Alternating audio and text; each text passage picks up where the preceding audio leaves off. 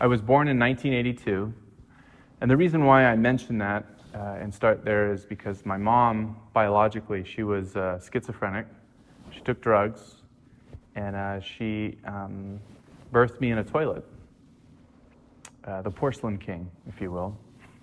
And she didn't know that she had done that, and a couple, like up to an hour and a half later, they found me in the toilet, and I was hypothermic and catatonic. I was probably not going to live. I was most likely going to die. And so they wrapped me up according to what I understand of the EMT report, and they brought me to the hospital. They did their tests, and they did the best that they could. Given that my mom was not capable of raising me or taking care of me, I was immediately placed into the foster system. My name is Edwin Depner. Hear my story. So the first foster care home I was in was traumatic. My situation happened out to be the lady that was the caregiver, her husband had passed away. And so this woman was going through a great form of depression. And the only other person in the home there was a younger girl who had Down syndrome. And so she would drag me around the house, not knowing how to take care of a baby in any way, form, or fashion.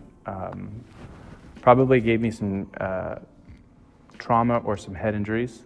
There's high probability of that. After that part, given some space in, I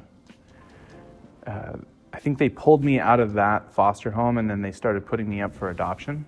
I had no way out, but through some happenstance, through some grace or what have you, I was adopted by two parents that wanted a child that might not be able to walk, might not be able to talk. So adopted at 18 months to Stan and Nancy. I was pretty neglected as a baby. So I wasn't held, I wasn't looked after well, I was malnutrition. I had a lot of issues with even sitting up or crying. Nancy and Stan took me in, and I'll just I'll refer to them now as my mom and dad. And they really did their best with what they had and what they knew how to do to raise a child, probably beyond their understanding in that sense. So the doctors pretty much claimed, like, look, man, reading, writing, talking, having a normal life is going to be not possible for this child. So when you adopt this individual, you're on a lifelong child. It won't probably leave your house. And so now I'm growing up in this family, and I'm starting to notice, I get into, like kindergarten, preschool. I didn't really go through first or second grade. I jumped into a locked shift in education, and I started to notice that I really struggled a lot with just motor function. My mom and dad did a really good job. Once they noticed that I had some capability, I started to move around a little bit. They put me in physical therapy. They were putting me in that like 2-3 times a week. I remember doing weird things on balance boards and like tossing beanbags in the air and trying to say the alphabet backwards and all kinds of stimulating processes to get my brain to kind of get reactivated. And it was really hard because when I was in classes, or if I was starting anything on that area of elementary school, I was always massively delayed. I can remember being in like the classroom. I remember being a student, and just I was always the last kid at the desk. I was always that one that was like, I don't quite understand this. I'm not quite sure how to do this. And whether it was writing, reading, spelling, or understanding abstract concepts, it was really tough. But at the same time, I really had this strong, innate desire in me to keep going, to keep trying to not give up. I wanted to give up, and I have a lot of like low moments, but I continued to push through. I would say by some of my own strength at times, but beyond that, it went in further and deeper, and I couldn't really always explain that when I was younger. So I got pulled out of class, and I would take these long tests. Some of them, like the Woodcock-Johnson was one of them, and they would do these cognitive tests. And so anyway, these tests pretty much came out and gave me this diagnosis of ADHD and dyslexia. And a lot of this came from teachers that were just like, this kid is not able to sit still. He is loud and obnoxious. What can we do? And through the high school era, it looked a lot like they had running start programs, and they put me through a culinary program.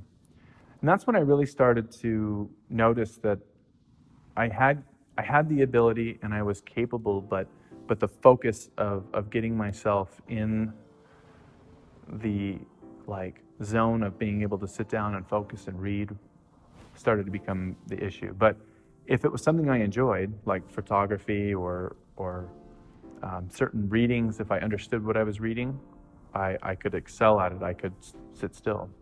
So they kind of put me through a couple of these field trip pieces, and I found that culinary was a good spot. I enjoyed the high pace energy in a kitchen. I enjoyed the art of it. And that's when I started to pick up a lot of skill and talent to do things like running, like field and track. Not very many sports because, again, I couldn't get into sports because I had to keep some kind of grade average up, but most of the time I was failing. So I put myself through culinary school in what they called Running Start through a snow program.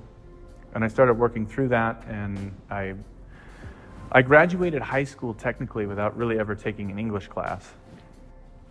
The next following year, I saved up enough money. I applied for FAFSA, and I got into the school. The first year I went to this college, my friends were with me. It was really a really trying and hard season. So I took the school load of four classes, a full-time load. And the school has a lot of backgrounds in like Jesuits, Greek, Hebrew. It was not an easy school. Given the fact that I had mentioned that I'd never taken an English class in high school, I pretty much landed high Fs. I mean, they were high Fs, but I landed high Fs all the way through. Failed, like front nose fail. Dived it into the mountain. And I was like, I'm not supposed to be here. This is nuts, man. No way. One individual at that school came to me and said, "Now I really think you're supposed to be here, to the point where I cut you a check for your classes. Try again." Like, that to me was, I wasn't sure if that guy was a fool or I was really supposed to be there. I was like, this guy doesn't know what to do with his money. So I went back for the following year, and I got better.